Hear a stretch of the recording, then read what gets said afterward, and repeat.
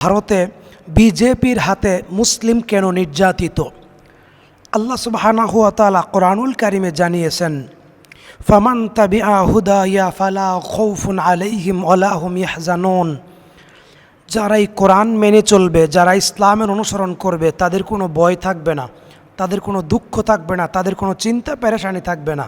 সুবহানাল্লাহ। আল্লাহ পাক কোরআনুল কারীম বলছেন, ফাইম্মা ইয়াতিয়ান্নাকুম মিন্নি হুদান ফামান তাবিআ হুদায়া। যারা আসমান থেকে নাজিলকৃত হেদায়াতের পথ ইসলাম অনুসরণ করবে, প্রকৃত মুসলিম হবে, খাঁটি মুসলিম হবে, কট্টর মুসলিম, ধর্মের ব্যাপারে কোনো ছাড় নাই, কট্টর মুসলিম, কঠোর মুসলিম, গোর্রা মুসলিম, খাঁটি মুসলিম যতক্ষণ পর্যন্ত না হতে পারবে, ততক্ষণ পর্যন্ত মুসলিমদের বিজয় নিশ্চিত হবে না। আল্লাহ পাক রব্বুল আলামিন বলছেন, ওয়ালা তাহিনু ওয়ালা তাহজান ওয়া আনতুমুল আলাউনা ইন কুনতুম মুমিনিন। তোমরা ভয় পাইও না, তোমরা দুশ্চিন্তাগ্রস্ত হইও না, তোমরা পেরেশান হইও না। তোমরা যদি কঠোর মুসলিম, খাঁটি মুসলিম, গোর্রা মুসলিম, চূড়ান্ত মুসলিম, প্রকৃত মুসলিম হইতে পারো, তাহলে আল্লাহ পাক বলেছেন তোমরা বিজয়ী হবে, তোমরা উচ্চ আসনে থাকবে। আন্নাল আরদা ইয়ারিসুহা ইবাদিয়াস সালিহুন। এই ভূপৃষ্ঠের রাজত্ব, এই ভূপৃষ্ঠের দায়িত্ব, ইন্নী জাইলুন ফিল আরদে খলিফা, এই ভূপৃষ্ঠের নেতা, এই ভূপৃষ্ঠের খলিফা আল্লাহ সুবহানাহু ওয়া তাআলা মুসলিমদের হাতে তুলে দিবেন। কিন্তু আজ আমরা দেখতে পাচ্ছি ভারতে বিজেপির হাতে মুসলিমরা নির্যাতিত। আল্লাহ পাক কোরআনুল কারিমে বলেছেন, সূরা বানী ইসরাঈল 9 নম্বর আয়াত, ইন্না হাযাল কুরআন ইয়াহদি লিল্লাতি হিয়া আকওয়াম ওয়া ইউবাশশিরুল মুমিনিন। ইন্না হাযাল কুরআন, এটা সেই কোরআন, ইয়াহদি লিল্লাতি হিয়া আকওয়ামুন। এই কোরআন তাদেরকে সহজ সরল সুপ্রতিষ্ঠিত পথ দেখায়, কিন্তু মুসলিম জাতি সহজ সরল প্রতিষ্ঠিত ইসলাম রেখে, ইসলামকে বাদ দিয়ে তারা তাদের খায়েশাত, তারা তাদের নফসিয়াত, তারা তাদের দুনিয়াবি জীবনকে প্রাধান্য দিয়েছে, ইসলামকে প্রাধান্য দেয় নাই, নবীর আদর্শকে প্রাধান্য দেয় নাই। আল্লাহ পাক কোরআনুল কারিমে জানিয়েছেন, সূরা ইব্রাহিম আয়াত 1, কিতাবুন আনজালনাহু ইলাইকা লিতুখরিজান নাসা মিনাজ যুলুমাতি ইলান নূর। মানব জাতিকে জুলুম থেকে বের করে, অন্ধকার থেকে বের করে আলোর পথে আনবে, জুলুম থেকে বের করে মানব জাতিকে, ইমানদারদেরকে আল্লাহ তাআলা স্বাধীনতার পথ দেখাবেন। কিতাবুন আনজালনাহু ইলাইকা লিতুখরিজান নাসা মিনাজ যুলুমাতি ইলান নূর, জুলুমের পথ থেকে মুক্তি দিয়ে স্বাধীনতার পথ, সম্মানের পথ আল্লাহ রাব্বুল আমিন তাদেরকে দেখাবেন। কাদেরকে? যারা কোরআনের উপরে, হাদিসের উপরে আমল করবে, যারা কঠোর মুসলিম, যারা গোর্রা মুসলিম, যারা প্রকৃত মুসলিম, যারা খাঁটি মুসলিম হবে। ভারতের হাতে মুসলমান, বিজেপির হাতে মুসলিম নির্যাতিত। কারণ 1947 সালে ভারত, পাকিস্তান, বাংলাদেশ স্বাধীন হয়েছিল।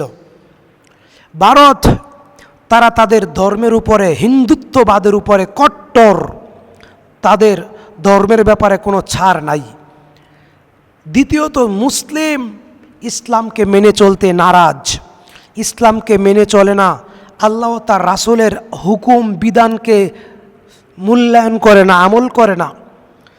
আল্লাহ রসুল সাল্লাল্লাহু আলাইহি ওয়াসাল্লাম বলেছেন, ভারতবর্ষে মুসলিমরা বিজয়ী থাকবে, গোটা পৃথিবীতে মুসলিমরা বিজয়ী থাকবে।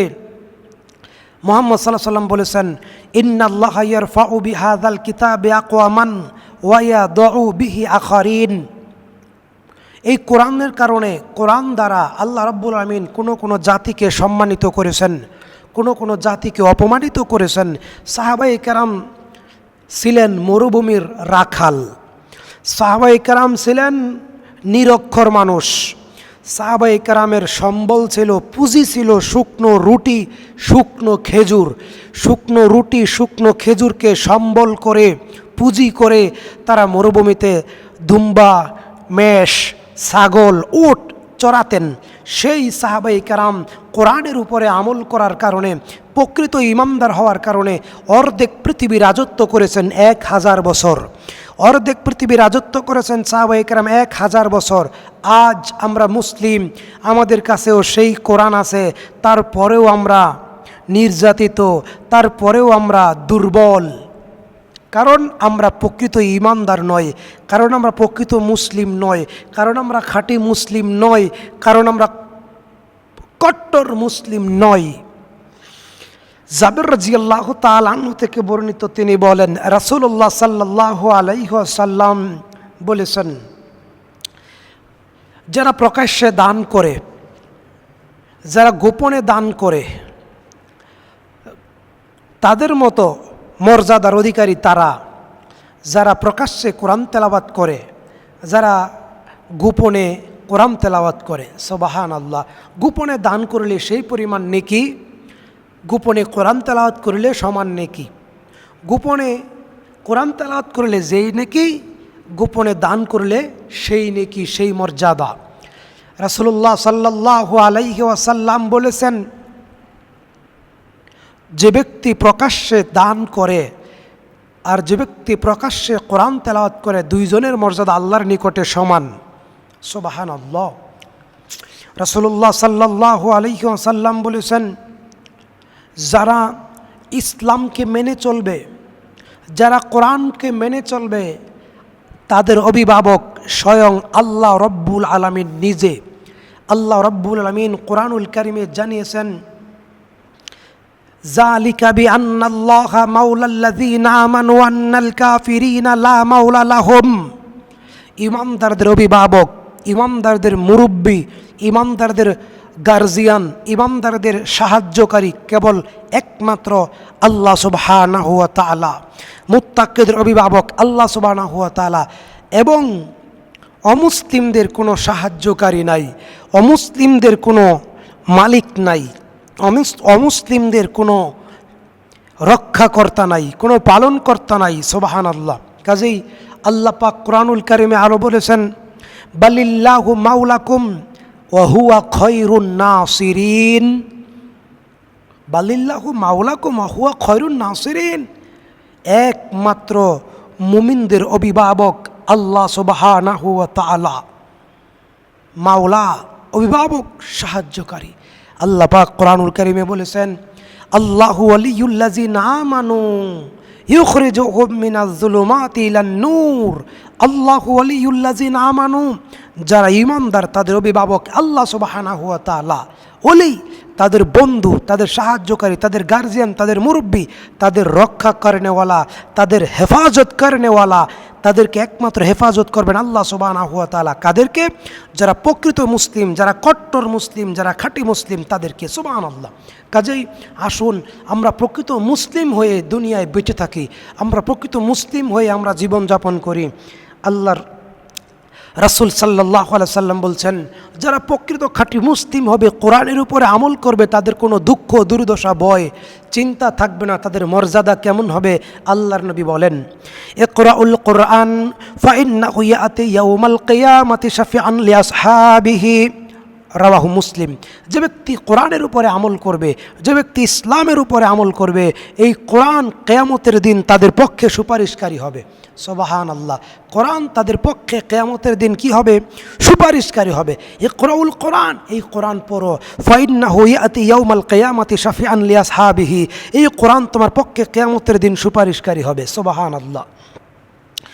আয়েশা জাবের রাদিয়াল্লাহু তাআলা আনহু থেকে বর্ণিত, তিনি বলেন রাসূল সাল্লাল্লাহু আলাইহি ওয়াসাল্লাম বলেছেন, আল কোরআনু শাফিউন মুশাফফাউন ওয়া মাহিল্লুন মুসাদ্দাকুন মান জাআলাহু আমামাহু কাদাহু ইলাল জান্নাহ ওয়া মান জাআলাহু খালফাহু সাকাহু ইলান নার।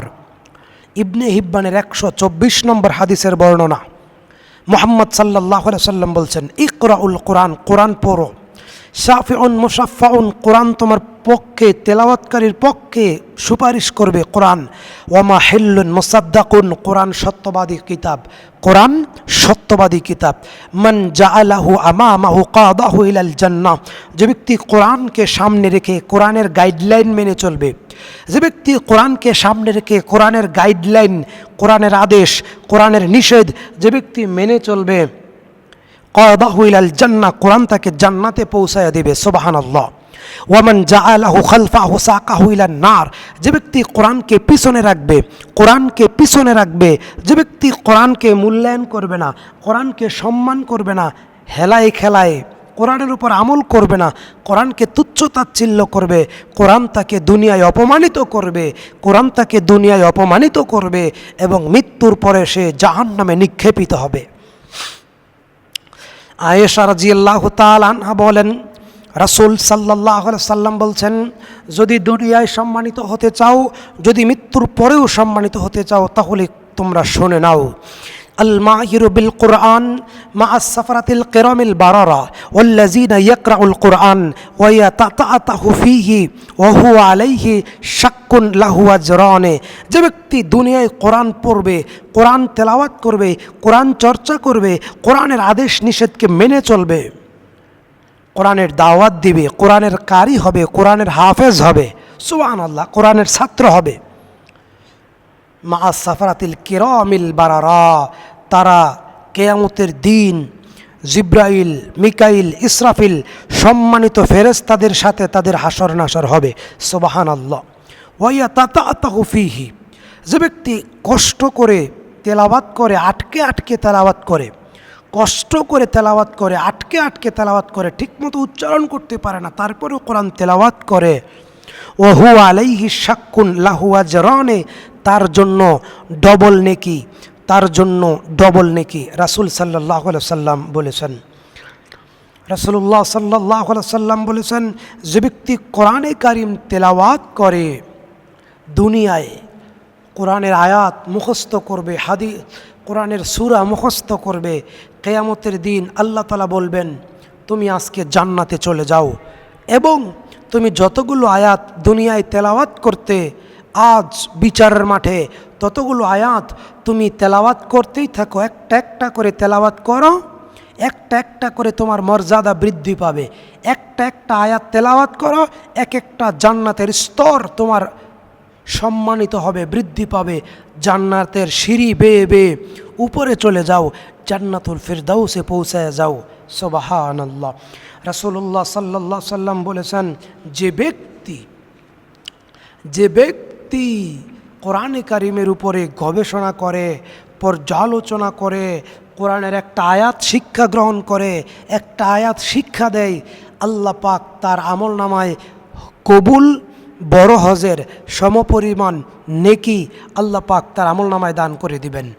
যে ব্যক্তি কোরআনের একটা আয়াত শিক্ষা গ্রহণ করে, একটা আয়াত শিক্ষা দেয়, তার আমল নামায় আল্লাহ পাক কবুল হজের বড় পরিমাণ সমপরিমাণ নেকি দান করবেন। রাসূল সাল্লাল্লাহু আলাইহি সাল্লাম আরও বলেছেন, একটি উট সদাকার সমপরিমাণ নেকি আল্লাহ পাক তার আমল নামায় দান করে দিবেন। রাসূল সাল্লাল্লাহু আলাইহি সাল্লাম আরও বলেছেন, আল্লাহ পাক তার আমল নামায় উমরা করার সমপরিমাণ নেকি আল্লাহ পাক তার আমল নামায় লিখে দিবেন। সুবহানাল্লাহ। তবারানির 7346 এবং তারগিব ও তাহরিবের 86 নম্বর হাদিসের বর্ণনা। ওয়ামা আলাইনা ইল্লাল বালাগ। আখির দাওয়ানা আনিল হামদুলিল্লাহি রাব্বিল আলামিন। আসসালামু আলাইকুম ওয়া রাহমাতুল্লাহি ওয়া বারাকাতুহু।